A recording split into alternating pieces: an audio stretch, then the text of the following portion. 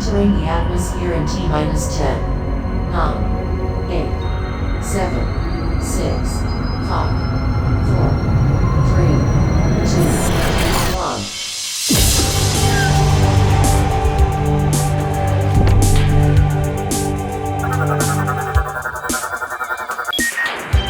Hello everyone and welcome to the Omega Metroid podcast from OmegaMetroid.com. My name is Andy Spiteri, and I am joined by my pal and yours, Doom Animal Crossing. Just talking a little music, talking a little future projects. Been a good little Monday morning so far, Doom. How you doing?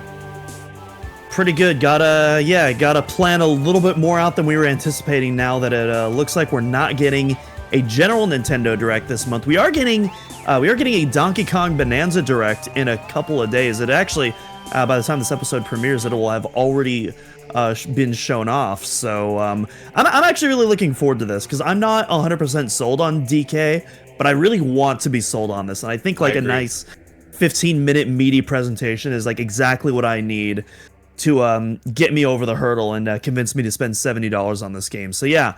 I'm actually like really excited for this direct, and I'm not gonna get up at 6 a.m. my time to watch it, but you know I got no way. I got plenty of I got plenty of time before work, so I'll have time to sleep in, sit down, and check it out before work. So I'm looking forward to that.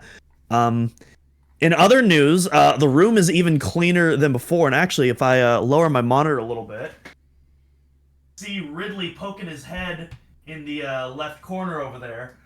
So yeah, we finally got the Ridley statue set up in all of its glory. We got some pictures of that on the Discord. Looks awesome too, by the way. That's but yeah, that's it's so like the pictures don't do it justice. Like this boy is an absolute unit. Like clearly too big for Smash. It's the wingspan of all things. Like you really underestimate that wingspan. The rest of it is like that's a pretty big statue, but then that wingspan is just like freaking massive, man. Like it took me so long just to find a space because like it wouldn't fit on any of my shelves. Like the wings would touch the ceiling before it would get on the shelf. So we finally got a good space for him, and he is looking better than ever. There you go.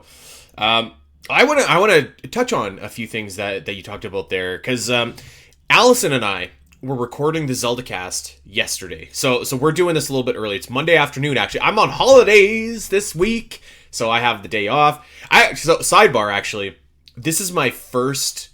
since starting my current job, which I've been at for about 18 months right now, I've had 2 weeks off.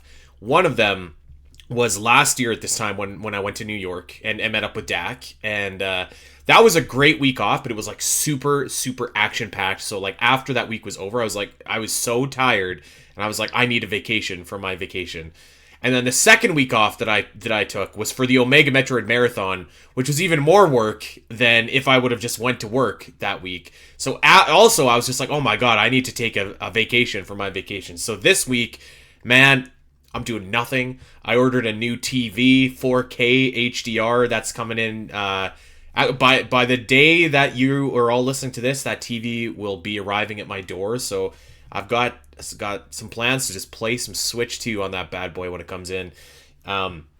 Anyways, so yeah, me and Allison were talking on the Zelda cast, and we were talking about a Nintendo Direct this month, and I was like, you know what? Over on Omega, Doom has been very bullish on like we're gonna get a Direct, and I was like, well, he's probably not wrong, because like history would tell us that June we're gonna get a Direct, but I was like, I don't know, I'm not as sold on the fact that we're gonna get a Direct, and one of the reasons why is, I don't know if you saw this, Doom, but they announced, Nintendo announced on Twitter, just like a random Twitter drop, there's a new Splatoon game coming out, which looks really fun, by the way. I was really excited for it, but I was like, man, that seems like the type of thing you might want to put in a Nintendo Direct. Yeah, to say when that dropped, all of a sudden I was like, there was a little hole in my armor at that point when that was announced. I'm like, yeah. I'm starting to have second thoughts about this maybe, and I mean, technically there's still a Direct, but I personally wouldn't count it though. When I was saying June Direct, I meant like a general Nintendo Direct. So yeah, I think we all. So I will voluntarily take the L on that one.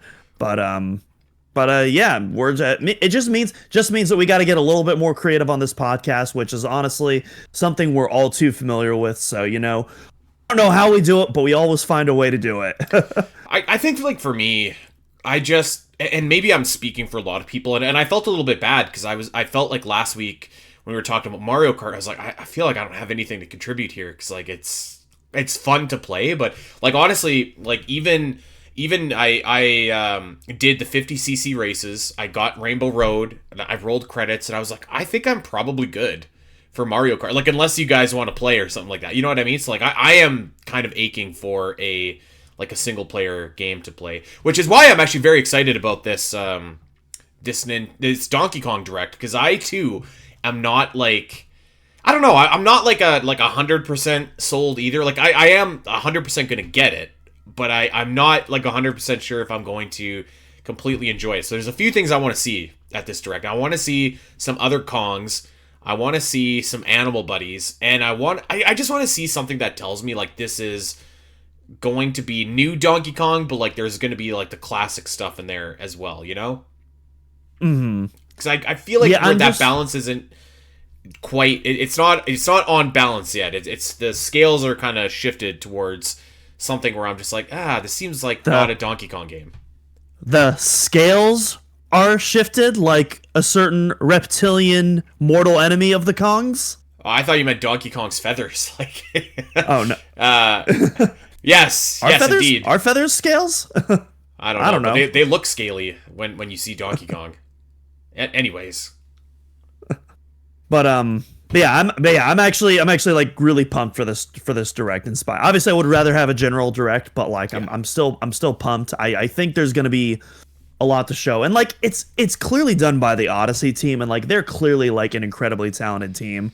If we go back to our favorite Switch 1 games episode, spoiler alert, we both had Mario Odyssey at various points in our list because that game is very, very good. So I have to imagine that they're.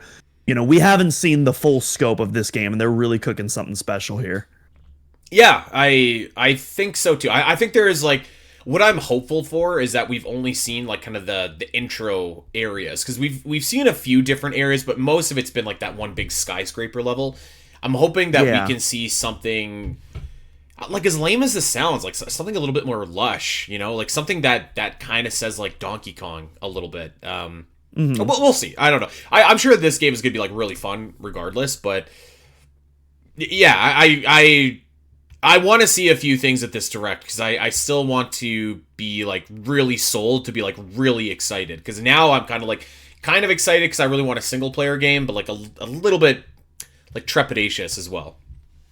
Yeah, it's kind of like I remember when Mario Odyssey was, like, first revealed at, like, that January, like, Switch 1 presentation, and it was like, even before we knew the full scope, like, immediate, I was like, day one, baby, this looks incredible. I'm on my way. And then the E3 presentation where, like, Cappy was revealed and Jump Up Superstar and Pauline and like all the T-Rex and like the full scope of that game was, like, fully unveiled. And then my jaw dropped. And so DK hasn't quite had that yet, but it has the potential to. And so I'm hoping that this Direct, it's probably not going to be quite as big as, like, Mario Odyssey was, but I'm hoping, like, we get into that ballpark at least. Yeah, and I would love to see Pauline in this game, and I everyone fast forward like 30 seconds if you don't want any potential spoilers here. Okay, this is your chance. Mm-hmm.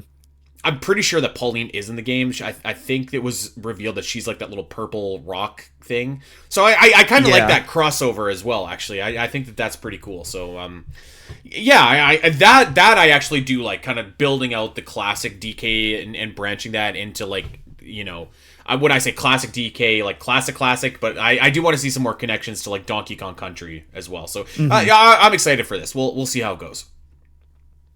Yeah. Right now, the classic Donkey Kong references almost feel just like that, references, whereas I want to see both, like, fully integrated and celebrated equally. Like, right now, it feels like very much like arcade DK in a brand new setting with a little bit of references to classic DK. To Donkey Kong Country. Can get very confusing talking about the two. I want to see, like, a love letter to arcade and DK Country. Yeah. Along with brand new stuff that we haven't seen before. To me, like that to me feels like the perfect marriage. Yeah. And maybe it's going to be one of those things where it's like almost like Metroid, where like there's Metroid Prime and then there's 2D Metroid, right? Which don't really intersect. And like if there's like Donkey Kong Country and like this new DK, which is like a modern take on the very classic DK, like arcade DK, I think that's fine too, but I would be disappointed if we never got a 3D Donkey Kong Country game, because I think that would be awesome. So we'll Agreed. See. So we're doing Mapping Metroid today. We are going back, and folks, I know everybody's been waiting for this. There's one game that we've even had Federation Force on this Mapping Metroid list, but there's one game that we have not really honored yet in this series. And 5 years into this podcast, we decided that it was finally time. We are going to be talking about Metroid Other M. Specifically, Sector 1, the Biosphere. We're going to get there, but really quickly, I actually wanted to spend just a minute or two talking about... I haven't had a lot of time to play my Switch 2 lately, but I did have a chance to play, for the Zelda cast, actually... I did have a chance to play Breath of the Wild, Switch 2 edition, which was a free download, of course, for me. And I was using that Nintendo Online app, and it's really cool, actually. Like, there's an interactive map that's built in. It shows you, like, all the locations. The visual upgrade is great. The performance is great. I was really impressed. I wish that what was on the app could just be built into the game. That's my critique. But I had, like, a really fun time playing Breath of the Wild Switch 2 edition, and I'm going to dedicate some time this week to play Tears of the Kingdom as well. So really, really fun. If anybody out there is like a Nintendo Switch online member, and you haven't quite upgraded your copy of Breath of the Wild or Tears of the Kingdom yet, you should do it and spend a little bit of time doing it. There's like, and if you're into stats, there's like tons and tons of stats that's on this app as well. It was a really cool time. I was pretty impressed, actually, playing the Switch 2 edition of Breath of the Wild. Yeah, I don't know when I'm gonna get around to replaying Breath of the Wild, but like I definitely really want to. Like, the game looks absolutely gorgeous with these new Switch 2 enhancements. Yeah. And like that game is definitely due for a replay, I think. I wanted to wait a little bit more after, Tears of the Kingdom was a little bit more in the rear view, like, so that's a little bit... Obviously, nothing's ever going to be as fresh as, like, the first time I put my hands on that game, but, like, to recreate that as much as possible, at least, without waiting, like, a whole decade without playing it, obviously, because that's just too long. But yeah, I'm really eager to revisit this at some point. Mm-hmm. Don't know when I'm going to get around to it. And yeah, it's funny because I'm actually on your family plan, so I got the free upgrades too. But I just decided to pay. I just decided to pay the $10 anyway, just so that I can have a permanent copy. Just because I just like having the permanence in my system, even though I'm probably never gonna let go of that family plan. I just like the feeling of having permanence, and so I'm willing to pay an extra $10 for that. Yeah, I would say this too, like. One, I think you'll get the most out of this app if and the voice memories and like the hidden new content and stuff like that if you start a new file like from scratch. But two is that like so I was like, I don't have time to play Breath of the Wild from scratch before I record the Zeldcast this week. So I just like fired up my old file, and I would say the voice notes probably give you 3-4 hours of of content if you just want to kind of go around and collect them all. So it's not too much, it's not too little. It's very easy to navigate the to find them. The voice notes, like actually anything automatically comes off your interactive map like right away, so you don't actually have to go in and say that you have collected it, which is like a real big bonus for me. So I would say, yeah, maybe let's just round it up to 5 hours. Like, there's probably a good 5 hours of just, like, extra kind of little content here. If you just want to do what I did and go in and, just spend a couple of hours revisiting the world. I had a real good time doing that. So, yeah, I recommend it to anybody out there. If you are looking for, like, a single-player game to hold you over on the Switch, too. This is... I had a blast. Yeah, I'm very excited. Unfortunately I haven't had time to play my Switch 2. I've been doing even more work on my room since even the last episode, as I was talking about earlier. A lot of it's off camera. There's actually some picture frames just behind the monitor now that got some custom frames for the last month or so. So very happy to have those up now. They look absolutely awesome. But Heck but yeah, maybe we'll have some Switch 2 time this week. We'll see. Yeah. Well, I'll tell you what. Let's get started with mapping Metroid. We are going to the bottle ship, and we are going to sector number 1, called the Biosphere, and for very good reason. This is a very lush jungle-esque setting where there are lots of cool different creatures, lots of expansions for you to go through, and a couple of like really cool rooms, I would say, actually. I've actually been replaying Metroid Other M a little bit. I had intended maybe to start work on the guide before Metroid Prime 4 is released. I don't know if that will come to fruition or not, but I got up to like the first main part, like when you go into Sector 1, you're there for a while, and then you have a boss encounter, and then you kind of leave and do other things. So I did the first main part there. I haven't finished it yet, but I think I can definitively say, like, for me, and I mean, like, listen, I know we're talking Metroid Other M. That game has its problems, for sure. I'm going to try and just focus on, like, most of the positives here, and if there's negatives, we'll talk about it in the story. But I think, like, for me, I can say, I think fairly definitively, I think this is the best sector in Metroid Other M. I think that it is... I think it's a really fun area, actually. Like, once you just kind of get to like moving, and even like the initial story beats, I feel like when you get there are kind of cool, and it's not until like later that things kind of fall off the rails, you know? Yeah, I think I tend to agree with that for sure. I think the fire area also has some really good moments, but like in terms of like the consistency, I feel like the Biosphere really kind of nails. Not just in terms of the like the actual fun zone, but I think like of all the areas, it nails that Metroid atmosphere the best, I think. It definitely feels like kind of like a combination of like your Super Metroid jungle area, but with kind of that more creepy ambiance from Metroid Fusion as well. You get kind of like, you also get kind of that combination of like the natural world and the more technological artificial world that Fusion introduced as well. And so I think this area probably pulls it off the best as well. I would agree with that as well. All right, well, let's talk about it here, because this is, of course, one of the areas that that you go to first, and you continually come back to as well.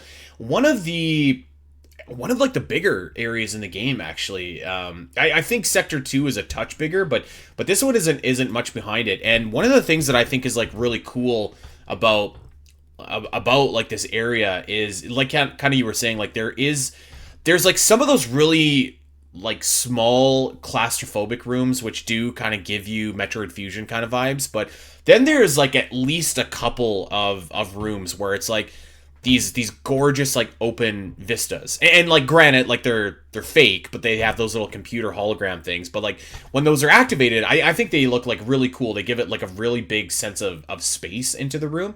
And I will say, like, another cool thing as well is like it's not like a secret area, but there is kind of like that like hallway that you take, which gets you up to like I guess it's almost like a secret area where you go to the top, and then you finally find all like the cybernetic Zebistians, and you fight them, which is pretty cool.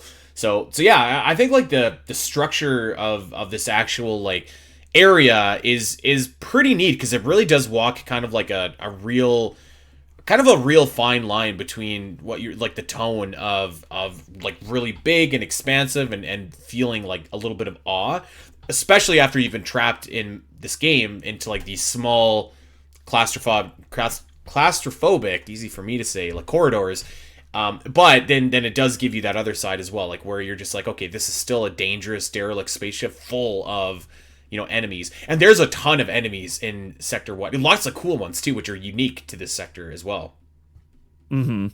Yeah, I especially like because you were mentioning some of the open vistas, there's also some fairly large rooms in this as well. Yeah. And I do like kind of that juxtaposition between those kind of Metroid Prime style corridors and those more wide open areas that they actually do a lot of creative things with. There's some good morph ball tunnels. I do like me a good morph ball tunnel. So I like how a lot of the morph ball tunnels like are like these very industrial grading structures kind of layered on top of like those fake artificial environments, and like how sometimes even the tunnels will actually like go through some of like the holographic walls. I think those are like really creative effects where I think Other M really takes full advantage of like its premise. Yeah. I wish the game did more of that. Actually, it doesn't really do that once you leave Sector 1, which I think is kind of disappointing. But again, I think it's one reason why I think this is far and away the best. Yeah, there's one room. We're probably talking about the same one, but like you go there and it looks like a dead end, and then when you turn on the hologram to make the room seem expansive, there's a glitch in the hologram where the wall is damaged, and you're like, oh, I got a bomb there. I thought that was, I actually forgot about that, and I was like, this is a really good trick, like a really good way to utilize these holograms. So I agree that I thought that effect was like really good, cool. It is too bad that you don't see it, a ton in the rest of the game, but I thought that it worked really well for that one room. And then you bomb inside, and it's almost kind of like that the sequence of fusion where you're carving your way to the main deck, where it's like you fire a hole in this glitch hologram, and then you go through this morph ball tunnel, and it's not a natural formation. It's like a tunnel that you created with an explosion, and there's all these loose metal structures. There's these wires crisscrossing everywhere. It's a really cool design. I love it.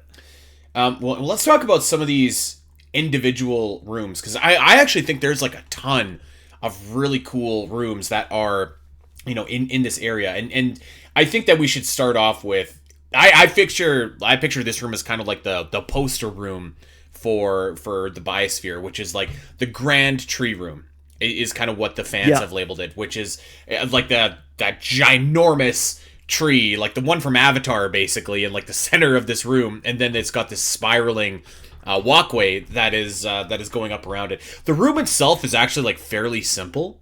There's like a missile expansion with a couple of those vine enemies, but like this is where I think it's just like, wow, this room like really looks incredible, and it really adds an atmosphere and like a tone, I feel like, to the Biosphere. Even with the room itself is like fairly, it's basically just a walkway, but this one I always picture when I am thinking of the Biosphere. I think that especially like when you get the speed boost later in the game and you're kind of like running up and up and up and up, like it's really, really cool. Just a very good showcase for this room. And I think probably the first room in Metroid Other M, like in general, where you're just like, okay, wow, this feels kind of more Metroid-y a little bit. Mm-hmm. Yeah, I was gonna say speed boosting up that tree trunk is awesome. I love doing that, especially because typically when you're speed boosting, like your lefts and rights are like very narrow. Here, it's quite the opposite. You can just spiral all the way around, and there's just something about that that's really satisfying. Mm-hmm. Yeah, I actually think it's probably the best room in like the entire game. It looks really majestic. I won't argue. On that. There's probably like better rooms in terms of like combat or this or that, but just in terms of like a visually appealing room, it's just like, wow, this is probably as good as it gets in the game. There's actually the only other room that I can think of that might combat it is also in the Biosphere, which we'll get to in a second. But I wanted to talk next about the Rainforest room, which is another room that has the holographic thing that makes it look a little bit bigger than it is. This is the room that you get to when you're going down the slope, and you have to jump over a couple of I don't know, brines, I think is the word for it, or like spiky whatevers. And you get into the room. You are immediately accosted by these two rolling enemies whose name I can't I think Griptanes or something like that. And these guys are kind of hard actually, but the big thing of this room is this is the first room where you encounter the infamous Little Birdie. I gotta tell you, I really like the Little Birdie stuff in this game. I know that probably puts me in like the very minority of Metroid fans, but I think that storyline like kind of had a cool premise to it, and I as far as like a lot of storylines go, it didn't get the payoff that it probably needed. There's not a lot of storylines that did in this game, but I think like in terms of like I like the payoff, it wasn't terrible either. Like it's probably about as good as it gets in this game too. So I wanted to bring this room up because this is where you see that cute, adorable little gremlin thing, who I swear to God like resurfaced. If anyone in here has played Legend of Zelda Skyward Sword, you know that this thing is rolling around up in Skyloft, excuse me. Man, we're getting the Andy mispronunciation special today. You love to see it. What can I say? I will say I don't hate the premise. Obviously, the execution far from nails the landing, to put it mildly. But we're gonna be positive today. Indeed. I think I agree. Like, I think as a concept, it's like, hey, here's this little mystery creature that's obviously significant, but we don't know what its role is, and we slowly seeing it evolve through the game, and then to have it revealed as Ridley in the end. I think there's something to that, because like we've never really seen Ridley in that context before, and I think it also subtly adds some lore to Ridley's species, because we really don't know much about his species. It's a cool concept, and so I'll give it that. But yeah, I definitely have some issues with the execution, which I don't think you would disagree with either. Like the way that it pays off in Sector 3 is terrible. Like maybe the worst moment in Metroid, actually. But I like the concept of, and I know that like Dak hates the idea of the Pokemon Ridley. I think that you can get away with a lot here because it's a Ridley clone. But we'll talk about that once we get to like the story, I guess, of this area. Just kind of like it, just kind of I feel like almost calling it like a Poke Ridley. Like, as funny as it is, I almost feel it's a bit dismissive. Like when you're a little bit when you're evolving a Pokemon, it just kind of does its thing. But like the Ridley transformations, we don't see them, but like they seem fairly like gory and violent. Like there's like these husks are ripped open, there's like bones shelling out. It's not like an insect or an arachnid that's molting. Like it seems like a pretty violent transformation, and I think there's something about that like feels like very very cool and Metroidy to me. Well, speaking of, actually, I'm gonna lump these two rooms together, and these are unfortunately like. Well, one of them actually is one of the rooms where you go into like third person and you're walking super slowly with Samus's arm cannon up. Those are terrible. God, those are rough in this game. But this one is actually pretty cool. It's the breeding room, which is Little Birdie's like captive room, and you go in and you just immediately see there's like a Galactic Federation scientist who has just been ripped to shreds in this room, and it's like, dang. And it's a small little room, and once you get out of the room, you can never go back in the game. It locks it like right away. You have an adjacent room, which is called the monitoring room as well, which has a tank in the middle, which is almost like a Super Metroid homage, because there's like a test tube tank in the middle, and there's a single Geemer inside, which actually you can blow up to go down the Morph Ball tunnel. But I thought that those rooms were kind of cool too. They stuck out to me. There are a couple of the rooms that I want to go over, because like I said, I think there's a couple cool rooms. The observation room, which is that big, it's not like a massive room, but it's a big enough room. It has the waterfall. It kind of looks like it's sunny in there. You go up a secret tunnel past the waterfall. I think that's like a pretty cool looking room, and one of the first ones where I can remember like really kind of seeing the terminal that turns on the fake sky or whatever you want to call it. I thought that room was pretty cool. Yeah, I really like that room as well. I like that little section where you wall jump up the broken elevator up to the top. Yeah. I don't know. As simple as the wall jump is in this game, I love the visuals of it. It looks really cool seeing Samus just zip from one wall to the other with like her with her boosters. They really utilize the boosters in this game probably more than any other Metroid game, which I think is really cool. And speaking of, there's another really cool room. It's it's just like an elevator shaft where you are like I guess you're not wall jumping because there's ledges for you to grab to, but it's pretty cool. Like you get to the top and you actually have to shoot the elevator down to crush an enemy that's chasing you. So I wanted to give that a shout out. And a couple others. Yeah, you can. I was also gonna say you can you can also get an instant game over if you land the elevator on yourself. Yeah, that is true, and I did that actually. So you are very, very correct in that. Samus, respond! Respond! Yes. There's a couple other rooms, but I kind of want to jump ahead and go to. I'm trying to find out like what the room is. You know what? We should bring up this room actually. The Bioweapons Research Center access bridge. This is it's actually like a pretty nondescript room. There's basically just a big bridge in the room that gets you to the elevator. But this room is sweet because after playing this entire game and you're just like, God damn, I wish I could just like activate my own stuff right now. Why do I have to wait for Adam to tell me I'm about to fall in lava and to wait for him to tell me I can use a Variosuit?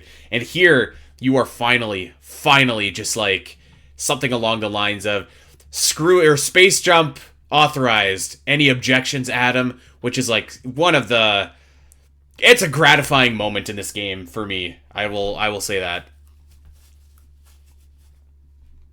And in a bubble, it's a good moment, but it's like, why now all of a sudden? Why couldn't you just do this before? But yeah, yes. it is a very nice moment. Like I wish I didn't feel as much content for Adam as I do in this game. Like. And I do, like, I feel, and in that one specific scene, like, I feel so much contempt, but it feels good to have you. The game is, like, encouraging you to have contempt, which is really nice, but it's like, I don't want to feel contempt for it. I wish he was just a better written character. But anyways, positivity. We're being positive today. I mean, we could also call it like it is, right? Like, that gratifying moment only exists because there are such severe limitations imposed on you in this game. So it's like, you can finally break free. And you know what? The other thing about this game too, which I'm jumping a little bit ahead here, but like when you get to the diffusion beam, you just like get it from beating an enemy, and it's like this is the way it should be for every single power up in this game. Like I don't care if it's like the tried and true method. Maybe they wanted to spruce it up. Sometimes if it ain't broke, don't fix it. You know. Diffusion beam is also stupid overpowered in this game. Which is fine by me. Like, I'm in a game like Other M, I'm fine with being just stupid, broken, and overpowered. But yeah, it really is. It is really interesting that we never saw that come back up until Metroid Dread, which also very, very helpful in that game, especially in Dread mode. As you saw our Dread mode runs, you probably saw like the second we got Diffusion Beam, it was a much needed grace for the Dread mode runs. Yeah. Excellent power. Maybe like one of the coolest power up legacy wise that this game really gave us. And we'll talk about that a little bit once we kind of get there. I have a couple other rooms that I want to shout out because I mean, like I said, I think there's a lot of cool rooms in this game. This next room, I think, is an underrated one, but it's low-key like one of my favorites and one of the ones that I always remember. And that is, so the room is called the Specimen Catwalk.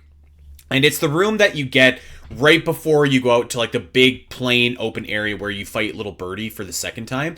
This room, it looks very like Alien. Like it's from Alien. Like it's got like kind of the blue lights on the catwalk side. It's got all these like test tubes that like these giant vats in the center of it. Like it looks really, it just like looks really cool. Like it looks like something is happening here that maybe should not be happening. And it's got that kind of Wayland Yutani vibe to it, which I wish that the game kind of really leaned into a little bit more. But this room does a good job of that. Yeah.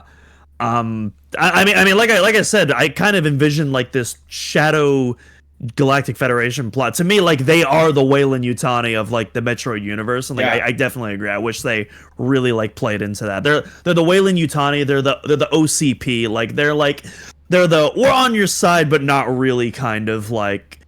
And again, yeah. I've already talked about that before on the podcast, but yeah, definitely agree on your comments there for sure. There's another room. I actually I didn't know that these are these like colloquial names, or are these like officially named rooms? No, I think most of these are just kind of like agreed upon names by the fan base. Okay, God. I was gonna say because like I don't remember any of these rooms being named, but there's this there's the room where you first fight the Grogant, which is like the tree giraffe enemy. Yeah. That's a room. That's one of those more open rooms that I really like. Because it starts off as a boss fight, but then it also turns into like this big platforming morph ball puzzle, and again where it kind of combines those industrial elements with like the artificial holograms. Again, that's a really cool room that always stands out to me. I want to say that's the jungle environment room, and it is a really sweet room. I get like one of the big kind of open air rooms as well, and I really love that. Like it's kind of like it's got the same vibes as seeing like the Brachiosaurus in Jurassic Park. Like when you get to that room and you see like the big, oh god, what is that thing's what is that stupid enemy's, whatever the enemy is, like it's a really cool, it's a really cool the Groganch, I believe that's what it's called. Yes. Grogin. I can't even say that. I'm not even going to try. It's a cool enemy and it's a cool room. One of the highlights, and some like decent platforming in there as well. I will give Metroid Other M that. Like when you can just platform, I think that the game is pretty fun. Yeah, I agree. It's the first time we've really seen like the power grip in 3D. Obviously you get the space jump and later, and that's like finally like a really fully well realized version of what it is in the 2D games. That's awesome. Some of the speed booster, it doesn't have the momentum that I really like in those 2D Metroids after Super, but it still is, that speed booster is still pretty satisfying in its own right from like a purely visual sense, as we talked about earlier with like the tree room. I also really it's also so Metroid in Metroid Dread, Samus will hop and parkour over like one block tiles over her. She actually does similar stuff in Metroid Other M as well. It unlike Metroid Dread, you can't continue charging your speed boost when you hop over, but like you'll occasionally hop over like kind of like knee-high level cover just like automatically, which is like actually a surprisingly modern movement innovation, which which we're seeing at about that time in a lot of first-person shooters. That's kind of one of the things I was hoping to see in Prime 4 actually that we haven't really seen yet. So I always and there's a lot of like those branches in particular like that are knee high that you'll cross in a Sector 1. So I always thought that was really cool. Yeah, like I've always kind of said there's like some gameplay elements to Metroid Other M that really don't work for me, and I think most of it is specific to like the first person and third person, like the kind of slow areas. But like when you're just moving like in the game and there's no shenanigans, I think the movement feels really nice in Metroid Other M actually. Let's talk about two more rooms, then we'll move on, because I do want to talk about the Biosphere test area, and this is the other room where I'm like, this room is awesome. And this is like the big open area room, or it looks big anyways. You got the big beautiful blue sky, and as we'll get to in just a little bit, this is where you fight Little Birdie's second evolution, but it's also where you find Lyle, who has just been like absolutely ripped to shreds by this Little Birdie. I think it's just like a really kind of cool room, and you get like a really sweet scene of like this gunfire fight between like the squad and like some other enemies and stuff like that. So I think it's a cool room, but it leads right to the exam center. Oh boy. I was just gonna say that that line that James says, the Lyle's down, that will never not give me the biggest laugh on the planet. It's so that has to be one of the funniest line deliveries I've ever heard in my life. I can't. And honestly, appropriate of James of all people to be so nonchalant about it. Like, oh, Lyle's down, boys. Oh, there is a scene. I think it's in the exam center here actually, where like you walk in and like everything is just went down, or like the data was just deleted on the computer, and it's like everything's deleted. What's going on here? And like James is literally right there, and Samus is like, So like when you know, you kind of know. The whole deleter plot line, I feel like, was such a swing and a miss. It had such potential. It was a dud. It was such a dud. It had such. I think I'm like bitter about it because I thought that the actual idea is like so cool. It's so cool. I agree. I think one of the better ideas of Other M. It's like, oh yeah, that does make. They sent. It's kind of like the with our alien metaphors. It's, the deleter's like the Ash of this little Nostromo crew we have going on that like has a secret agenda and is, trying to protect this data at all costs, even if it means, killing all these crew members. And so I love that idea, but it is what it is.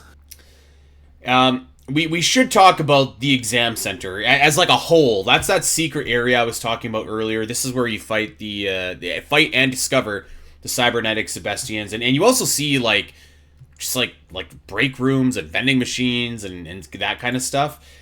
This would be like a cool area, except for the entire thing, except for those 2 rooms where you fight the Sebastians. My God, you walk around, your arm cannon is up, step, step, step, step. This feels like it just absolutely takes forever. Like you have some pretty decent momentum heading into here, and for me, this probably only took me like 20 minutes, but it felt like it took 2 hours. I was just like, oh my God, this grinds the momentum like to a halt. A halt. I usually don't mind the walking sections in this game. This one is the one that always sticks out in my mind. This one is just egregious. Absolute. I was literally about to say egregious. It is absolutely, and especially like the pacing is so bad here too, because it's like, so you slowly walk into the room where you discover James totally not destroying the computer. That's whatever. Then they make you do it again to search more areas of the facility. At this point, it's already taken too long. Then the game calls you back for another cinematic once Maurice restores bits and pieces of the computer so they can do some of the exposition dialogue there. And then you have to do it again and go through those exact same rooms, walking a mile per hour, until finally you discover the cyborg Zebesian room. Oh my God. That's tough. Or no, because the first time you discover a dead cyborg Zebesian on your first walk, and on your second walk you discover the room where they're still alive and you have to fight them. Oh yeah. Now it's all coming back to me. Oh man, that God. From a pure gameplay section, that might be the worst gameplay moment of the game. That might be one of the worst gameplay moments of the game. It is awful. It's probably up there. Yeah. It's just like a dreadfully slow, just molasses like movement in this game, which is like too bad because we were just talking about how good the movement can feel. But like, I think like there is almost no need for these segments at any point in the game ever.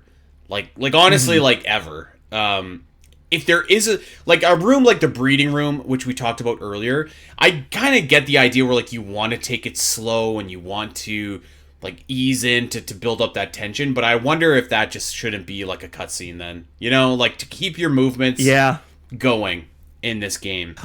I do at least like the bathroom one, just because I think it's funny, and you can also find an Excel charge in there for some reason. I don't know, there's something about that I just where I leave my power-ups. I don't know about you. Yeah. Make sure no one touches them because they're in my stall, like. Yeah, right. I mean, hey, it's a good way to protect him for sure. I ain't touching that. Yeah, exactly. Not unless I have a protective power suit on, that's gonna hazmat myself from, all those nasty germs. But even that might not be enough, depending on what we've eaten for lunch. So, oh, true. Yeah. Yes. The Taco Bell germs. The Taco Bell germs, definitely the X-parasites of our universe, definitely. Indeed. It really makes a lot of sense, actually, when you think about it. So yeah, the exam center, not my favorite part of Sector 1, I will admit.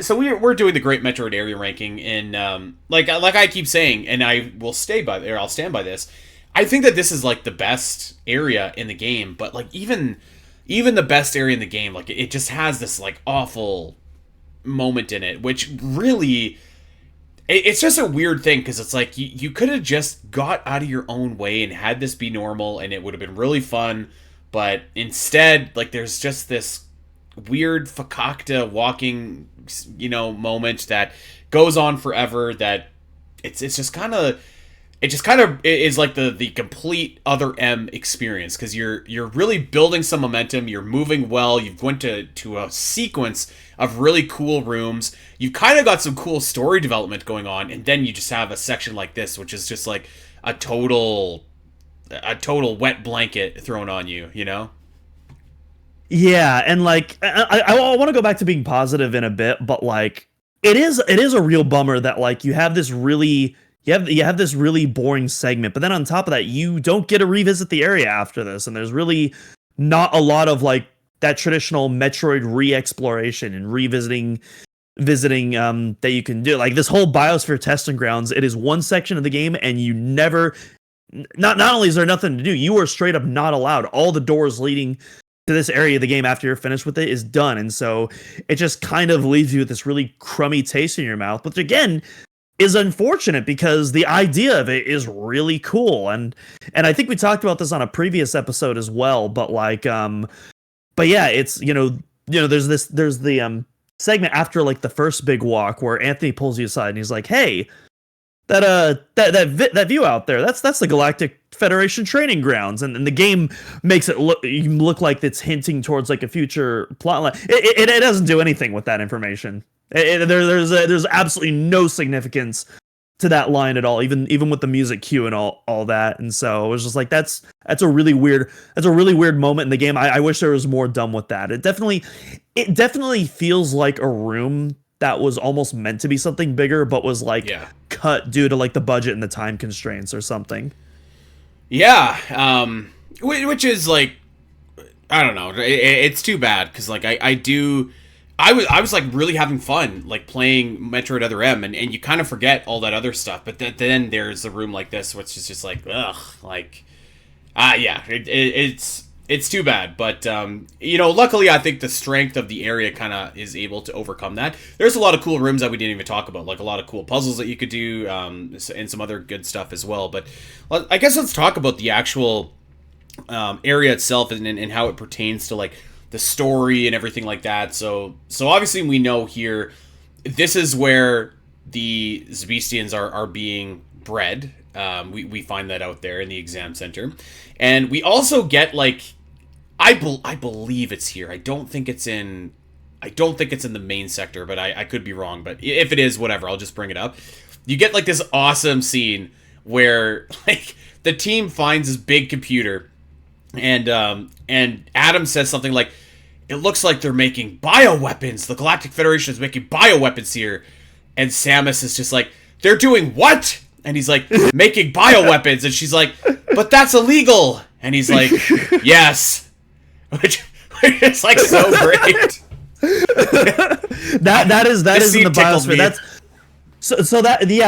That's the computer that James was trying to destroy, that Maurice like brings back up. Yeah. So that's after the first walk. Yeah. That was so great. A lot of so many. God, that was such a fun part of the marathon. Just watching Other M the movie. I forgot how just great that scene was. I was waiting for Samus to ask a third. What's happening here? They're doing what? Like, good stuff.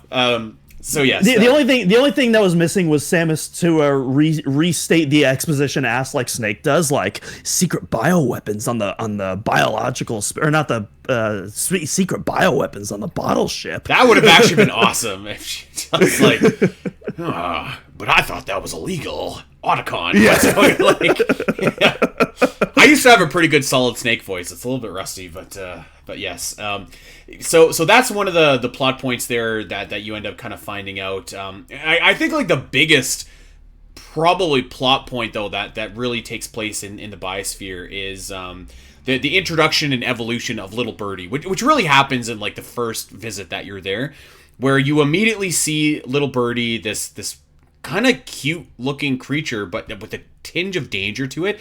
I thought that they did a really good job of establishing Little Birdie as like a threat, but something else as well. Like it almost has a little bit of that like baby Metroid vibe to it, but if it went the other way. You know, I agree. That's actually like a really good compare. I almost wonder if that was like intentional because, you know, obviously, you know, the baby is like a very important part of Other M, possibly the important part of Other M. Yeah. For better or worse, mostly worse. But actually going off Little Birdie, there's actually one more room I did want to talk about, and that's yeah. There's never been an official pronunciation, so I don't know how it is. Is it Key Hunter or Kai Hunter? I don't know. I always say Key Hunter. Enemies introduced in Super Metroid, they reappear again in Fusion, and they reappear again in Other M. And I actually really like the look of them in Other M, and I like some of the finishing moves where Samus will just like grab them by the legs and just like do like a 360 twirl and hurl them over. I think that's awesome. But there's a hive in this area right before the big queen or the king Key Hunter boss fight. And the music completely changes as well. I really like this room as well. It's very evocative as well of that tree room we were talking about, just because of the verticality and the way you escalate through that. But that's another really big standout room for me as well. Yeah, I thought that was a really cool room, and like I said, we left out like a couple of rooms. There are like a lot of really cool rooms in this area. So like I don't want to, you know, undersell like what a cool area it is, and for people to just take our critiques on the exam center as kind of like the overall score, quote unquote, for this area, because there's a lot of cool stuff. I think that like it's just kind of like an interesting area. So obviously we know that the bottle ship is making like biological weapons in every sector, and this one obviously focuses on plant life and you know is trying to recreate a lot of the life forms that Samus has previously encountered.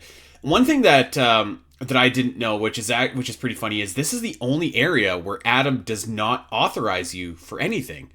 You either just find power-ups, or you're just like, hey, any objections, Adam? That is right. I think you know what? I think you're right, because so there's only 2 items in this game that you actually find yourself. That's the diffusion beam and the secret missiles. Although I don't know if they're called the secret missiles in this game, but they're the secret missiles from the Prime games. And I believe both of those. I know the diffusion beam, obviously. I want to say the secret missiles you also find in this area later. Someone correct me if I'm wrong, but I believe both of those you do find in the Biosphere. I will confirm that. Yep, you get the secret missiles here. So secret missile and diffusion beam you just get from defeating enemies, and then a screw attack and space jump you authorize yourself, and this is obviously after the infamous scene with Adam. So yes. Other than that, like there's like what happens in like story-wise, what happens here is there's not lore necessarily pertinent to this area like you might find in a Metroid Prime game, or even in like a 2D Metroid game, but because everything kind of feeds back into the main overall plot. But I do think that the Little Birdie storyline is kind of like the one that sticks out to me, specifically like when you see it evolve. And as you were saying earlier, so like you get outside the exam center, and all of a sudden there's commotion, and Samus goes out, and that's when the mystery creature, as it is referred to in the game, which is kind of like the Charmeleon Ivysaur phase of Little Birdie here, jumps on Samus and attacks her, and then after you've kind of fended it off, you see the husk of Little Birdie, very Metroid-like, like very reminiscent of the husks that you find in Metroid 2, and then you can kind of draw the parallels and say, oh my goodness, this creature has evolved, which the mystery creature, certainly you can see like some resemblance to Ridley there. There's like the tail, there's the purple skin, the snout. So I thought that was pretty cool as well. Again, I don't know if they necessarily stuck the landing, but I liked the premise of it. Yeah, and if you listen closely to the boss music that plays during it, you can actually hear Ridley's motif hidden in there. It's a couple it's a couple of notes lower. It's a bit down-tuned compared to the standard Ridley theme that we're used to.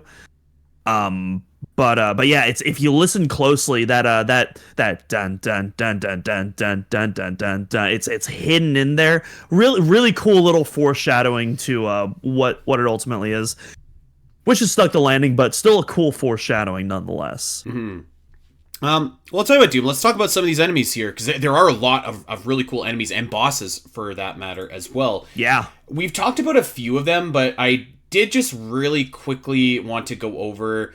We're gonna see if I can get this right, but those Griptanes or Griptians or whatever their name is, those enemies are brutal, man. Like, I don't know if I'm just like not. I don't know if I just suck at doing like the dodging and stuff, but like I had a heck of a time with these enemies in my most recent playthrough. They're tough.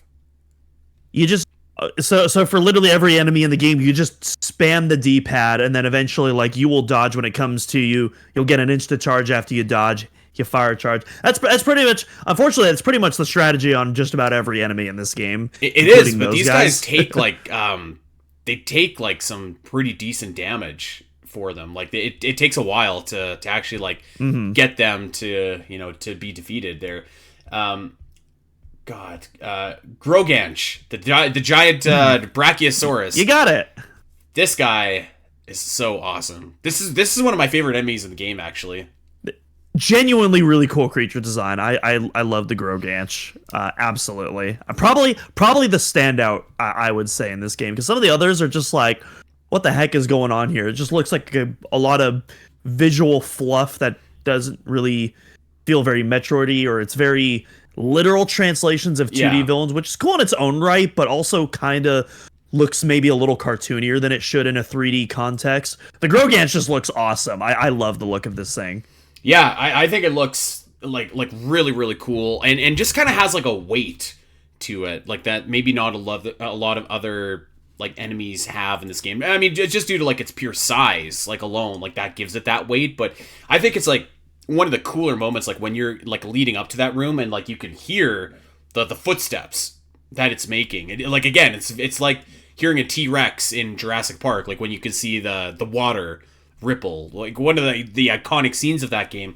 I think they try and recreate it here, and I think they do it to good effect. Yeah, it's also just really cool, like seeing it in motion, because like it'll do its like typical walkings, but then it'll also do this thing where it like flips over and it will like continue walking flipped over. That is a really cool effect, and it also changes the weak point location from the top to the bottom too, so it also serves a gameplay function. That also, like, it's just such a really cool, unique enemy. Like, that's the kind of like stuff that I expect out of Metroid. It's just like this weird, unexplainable alien biology. Yeah. Another enemy I wanted to shout out just really quickly is Dragotix.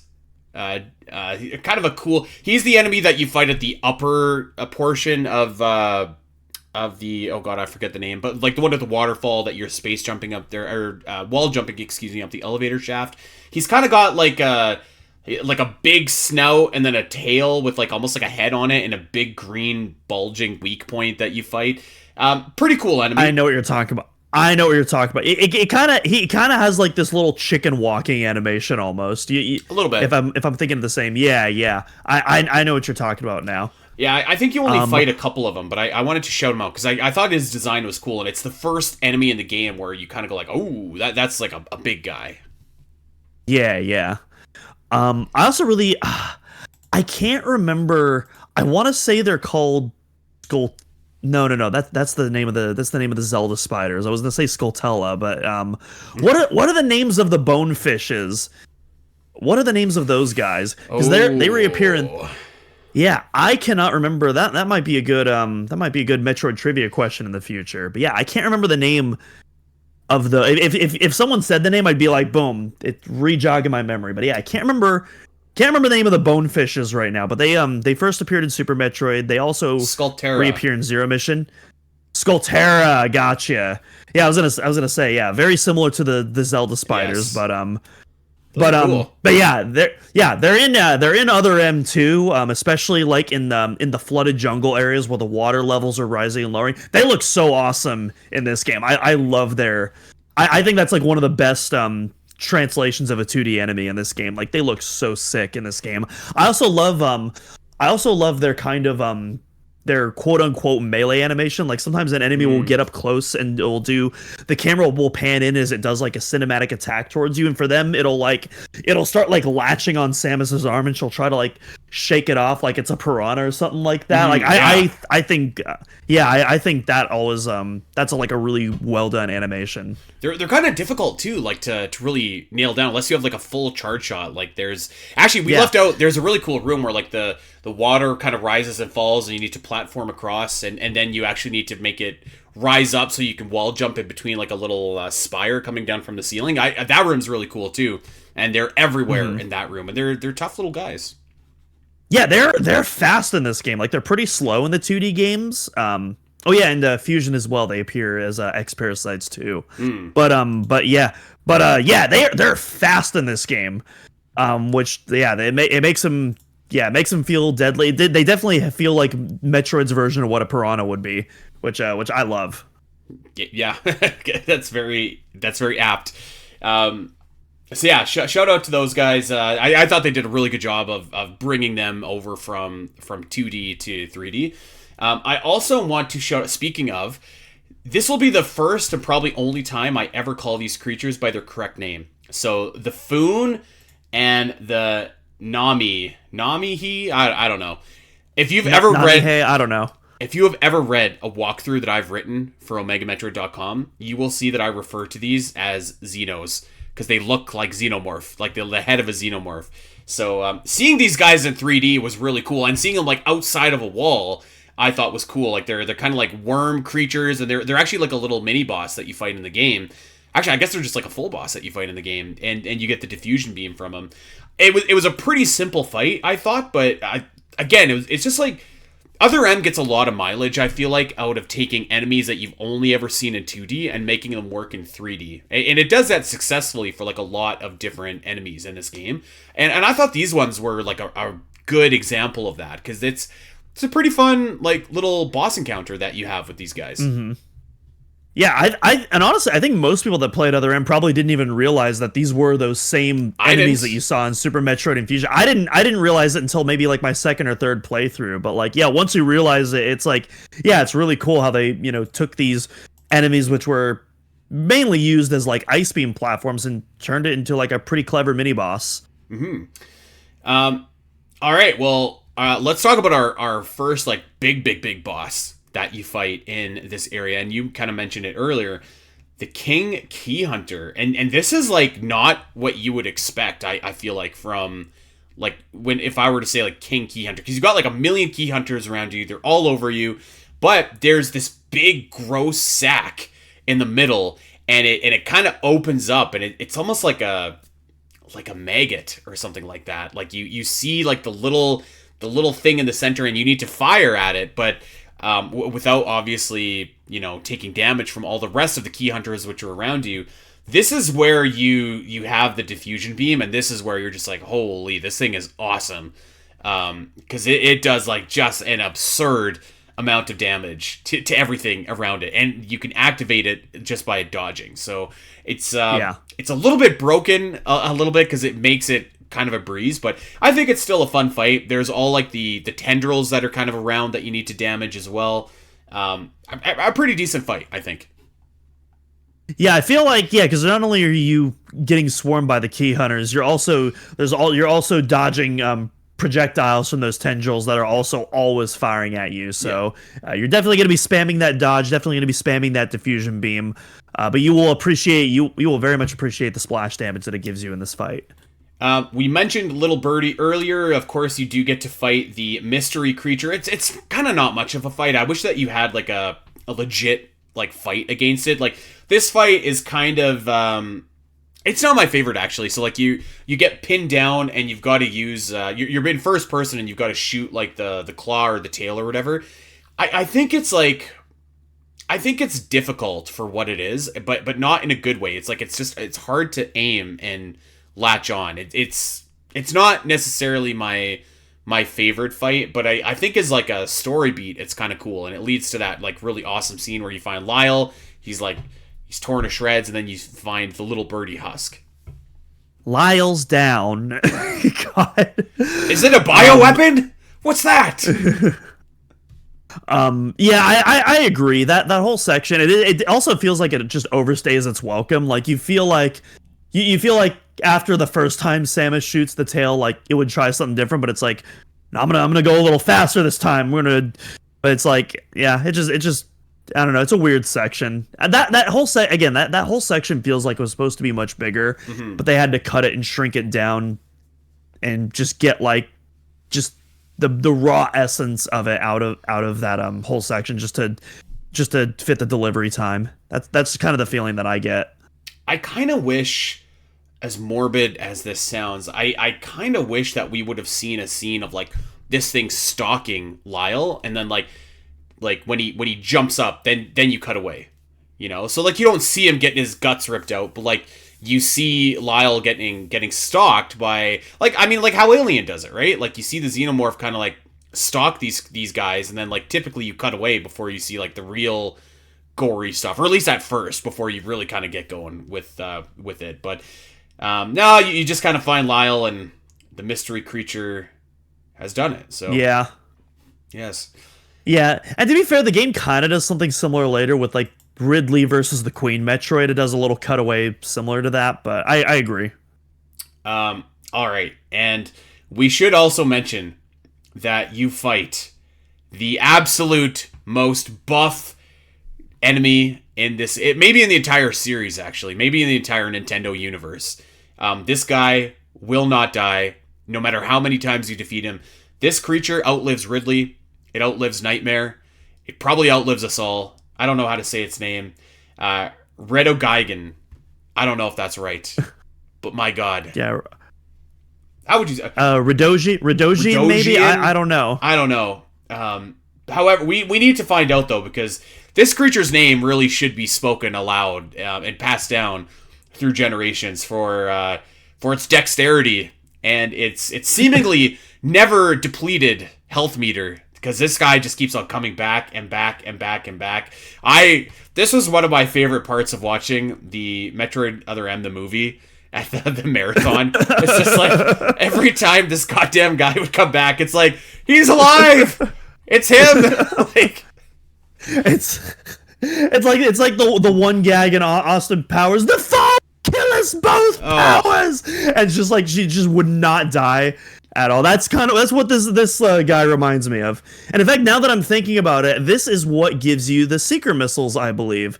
I think you're right. Yes, I think you're right. Yeah, after like the third or fourth time fighting this thing, this is great. Dark Samus has nothing when it comes to like in-game revivals in like a single game compared to this thing. This thing just refuses to go out. Dude, if this guy got like infused with Phazon, it'd be game over. It'd be game over for the entire Metroid. He might be the final boss of Metroid Prime 4. I don't know. But yeah, like, maybe, yeah. This thing is just maybe he's what the Metroids combined with to create Metroid Prime, obviously. Yes. So this enemy, we couldn't talk about enemies without referencing Radogian. Tell us how you pronounce your name, Radogian, if you can. That was all the enemies I really kind of wanted to shout out. Other than that, just like kind of your collection of like really good translated 2D to 3D enemies here that you kind of see throughout the game. But specific to Area 1, or Sector 1, excuse me, I feel like those are kind of who I wanted to just shout out. I don't know if I missed any. 4 times. That's how many times you fight this thing, and that doesn't even include the two extras that you find in the end game on the way to Fantoon. But yes, the one specific one that gives you the secret missiles 4 times, at least that I can remember. Maybe there's a 5th one that I can't remember, but I remember at least. I'm thinking of at least 4 encounters now. I guess we should talk about the Zebestians as well. I think that the design is cool. And I think it's cool to have like the Galactic Federation logo on them too, actually. I think that's like a neat little thing. But other than that, I feel like they're okay. I think it's another example of like, hey, it's really cool seeing like a literal 2D translation of a Metroid villain, but I think as a result, they look a bit cartoonier than they should in this game. And so like in a bubble, it's really cool seeing like a literal 3D render, but also like I think like, the Metroid Prime style space pirates just work a lot better in a 3D environment with a lot more detail. I think I agree with that. Like the space pirates look awesome in 2D, but there is something just missing about them in 3D. So yeah, these guys are okay. And maybe, to be honest, there's like a little bit of my biases, like with what you're doing and what you've done to get to that point, where it's just like you just want to get it over with, when you finally fight them. That could be creeping in as well. Maybe I'd like them a little bit better without that. So, well, Doom, I will tell you what. So I played this game. I literally played through this entire sector maybe 2 weeks ago. I cannot remember a single musical track. I will say I don't think that the music is bad in this sector, but it also doesn't really stand out to me as being memorable either. I don't know if you have anything else to say about the music. I mean, I think Other M's like definitely one of the weaker soundtracks in the Metroid series. I don't think that's a very controversial take. And so I would say I definitely agree with that. I will say I think of the music in this game, I think Sector 1 probably has the best music. I really like that initial Sector 1 Biosphere theme when you first land in really reminds me of like Sector 1 from Fusion. It has like the exact same atmosphere, the tempo, the accents, everything about it just reminds me a lot of Sector 1 from Fusion, and so I really like that. The Flooded Jungle also has like a really fun little piece of music. I was saying again when during the Key Hunter Hive section, I like that little musical that musical change that happens when you're climbing up the Key Hunter Hive. I wouldn't put any of these musics in like any of these tracks in like my top 10 or probably even my top 20 honestly. But yeah, I really like them for what they are. Yeah, those are, and then I also that combat theme that first play, it plays at multiple points in the game, but it first plays during that elevator sequence we were talking about where you have to shoot the elevator down to crush the lizard creature. I want to say it also plays during one of the Other M trailers. I think during the second Other M trailer it plays. But I like that piece of combat music too. Yeah, I don't know. I'm not gonna like write home about like these pieces are criminally underrated and here's why. It's like, yeah, if I get why they don't, if they don't resonate with you, but I like them for what they are. I think they fit. Yeah. I think it's like it's competent music is what I would say. Like it's very. I would actually say I think it's a touch below Metroid Dread, but Metroid Dread kind of has the same thing where it's like there's a lot of areas where it's like just competent music. It adds to the area as you're playing it, but then when you leave it, it really doesn't stick with you. I would say. I would definitely put it above Dread, but I also that bar's at the end it's not a high bar regardless. I don't think most people are gonna disagree with that. Mm-hmm. All right, well, the last thing that I wanted to discuss really quickly is just expansions. I will say, I'm a completionist, and I think that Other M has like a lot of really cool expansions. I haven't got a chance to do the 100% on my recent playthrough yet, so I'm pretty rusty on what a lot of those expansions are. But I think in general, Metroid Other M kind of like tends to err on a more like 2D style, or maybe like a more Super Metroid style, where it's just like there's not like any expansions that like really are like, wow, like that was really cool in order to get the expansions, or at least not that I can think of off the top of my head. But I do appreciate there's like a lot of them in the area. Like there's 30 some expansions in this area alone in the Biosphere, and like each of them is kind of cool and tricky to get, but not that tricky either. Like they're very obtainable, where they're like the expansions that stick out to me are like, some of the Shine Spark puzzles in Dread or Zero Mission or Fusion, whatever have you, or like some of the Spider Ball puzzles in Prime. There's nothing on that level, I don't think yet in here. I know that there's a few in Metroid Other M where you do Shine Spark to get them and they can be kind of cool, but even those ones I feel like are pretty rare. So I can't say that there's any expansions that have really stuck out to me so far, but I also can't say that, like, one of the strengths I think about the Biosphere is it does feel like there is always something kind of around the corner for you to get, even if it's not like a terribly difficult expansion to acquire. So I will say that about the expansions, which I don't think is like inherently a bad thing either, actually, because then you can just kind of keep like getting rewarded as you go. Probably the best expansion is the one that we already talked about, the Excel charge that somebody just left in the bathroom.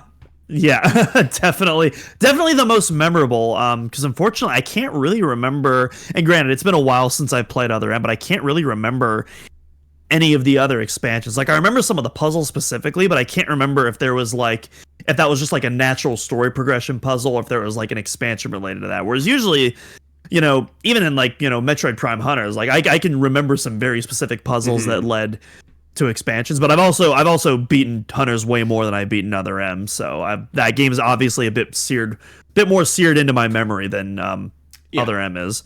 But like there's definitely other expansion puzzles in the game that I do remember. It's just like they're all in different sectors. I can't really remember anything from Spectre 1 specifically, again, aside from that bathroom Excel charge of all things.